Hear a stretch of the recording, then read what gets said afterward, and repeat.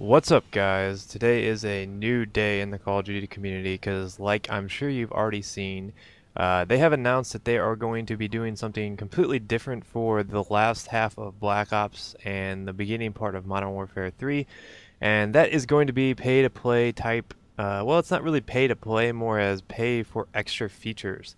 Um, Now, what this might entail are going to be some like map packs and stuff like that, and you're going to have access to Halo-esque features where you can go online and check your stats, see how good you are in certain modes, kills that you get with certain weapons, how well you play. There'll be heat maps, you'll be able to scroll through maps, and you get pretty in-depth with what you can do with stuff like that. So, I guess if you're really big in the game battles, you can really check out how your team performed in certain matches and stuff like that via the online hub.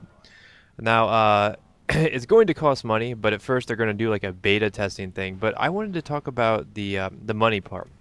Now, a lot of you guys might be wondering, might be saying, "Yeah, I'm not going to pay for this," but I'm going to play the devil's advocate in this because I have two really strong opinions about this. Um, Obviously, first, when I first heard about this pay-to-play type stuff, I was like, "No way, I will not pay for that." Then I started to think about it. I'm like, well, if you get map packs out of it, and it's less than, around $5 a month, I would never go over $5 on this. I think if they go over $5 a month on this, then they're absolutely doing it wrong. Because if you think about it like this, let's say that they do it for $5 a month and you go an entire year, that's $60 a year. So roughly, you're paying roughly the price of the game over the year. Now, if they release 4 map packs within that time span, I would say you get your money's worth out of that. So in that respect, I can see where they would want to, or where it would be advantageous to do that, especially if they give out new perks, weapons, and stuff like that. If they really just take it to the next level, I could see where that will come in very, very, I guess you would say, appealing to a lot of people. Now, me personally, like I said, I would not go over $5. I mean, 6 might be pushing it, but I think if they keep it in like the $4.99 range, they might have a case to charge for it. Otherwise, I think it's absolutely, positively ridiculous that they are charging for this. That's my true opinion on this. If they actually think that they can get people to pay for this service, they haven't released a ton about it yet. I mean, it's mostly just been hints about it. I actually, if you want to, you can go sign up for the beta.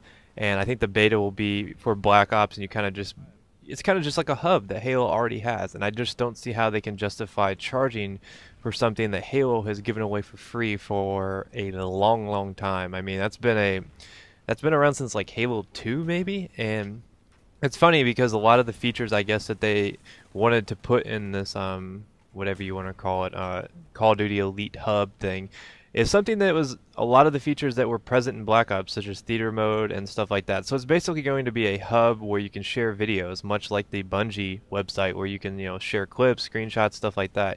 It's basically going to be the same exact thing. There's going to be no difference, so I mean, I don't really know if I could justify spending that money.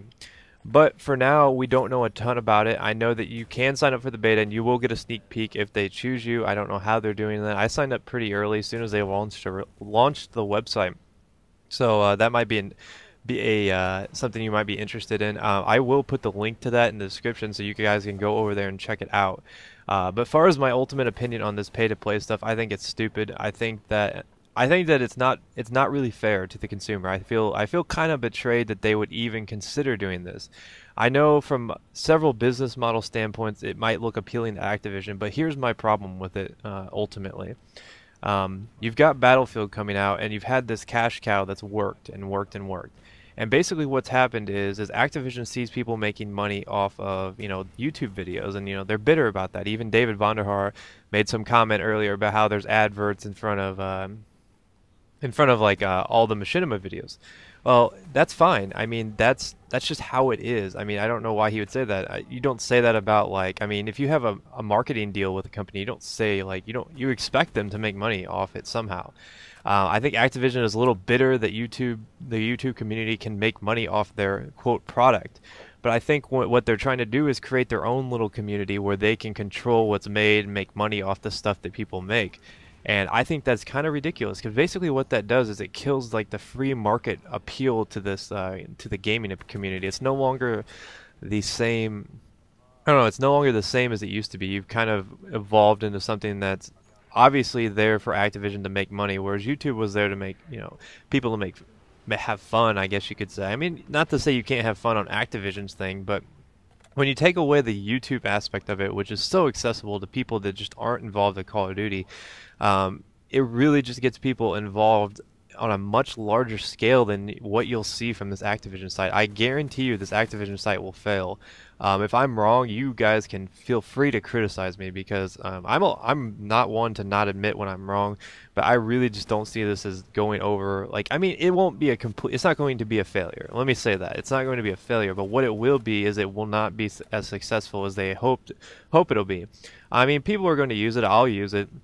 But as far as actually trying it out past the beta, I don't think that I will. That's not to say, I might consider it if I see more stuff and I start to like it. I don't like to criticize things before I technically see how well they played out.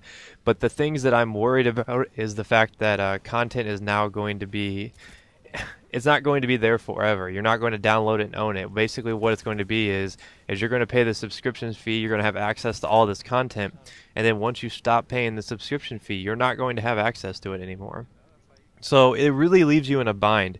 You're not going to be able to go back to the game and play these old maps that you really loved without actually sitting down and resubscribing to Activision's, service. So that's one of the downfalls of it. Like I said, I like to point out both positives and negatives. I can see, like I said, I can see like the business model behind it. There's no doubt that I understand that they want to streamline their product, because it would be frustrating as a company to lose money on something, or at least see somebody making money off something that they've worked on and they're not able to get their hand at it. But I think what Activision fails to see is a lot of these things that they're, quote, losing money on or not having their hand in is actually making them money in the long run. Because who are we kidding? YouTube has sold a lot of Activision games. I guarantee you that. So basically what you do by creating their own little hub is you eliminate that free advertising. Because now you have to know about Call of Duty in order to be, you're obviously going to have some sort of knowledge about Call of Duty if you're on this Activision hub. So it no longer becomes this free advertisement. You're more apt to kind of focus on like players that have already had some experience in the community, whereas YouTube is open to everyone, and people who maybe are on the fence about it can go and look at it and stuff like that.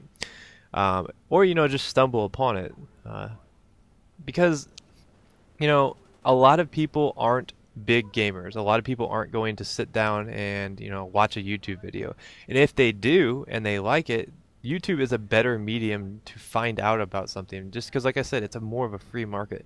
And I think what Activision is doing here is nice that they're doing it, but I think it should be free, especially when Halo and Bungie have set a standard already of providing the same service for free. Now, as far as the DLC that can come from this, weapons, perks, if that's the case, yeah, it might be worth paying for. But from what I've seen right now, not so much. I think that they are going down the wrong path. I think that they're basically killing their cash cow. I don't know how they'll integrate dedicated servers into this Call of Duty Elite, because you could never separate the people without it with the people with it. Are you only going to play other Call of Duty Elite people on the dedicated servers? I don't know how that would work. It would seem kind of odd. But anyways, those are my opinions on it, guys. Like I said, they're just opinions, but I hope you guys enjoyed this.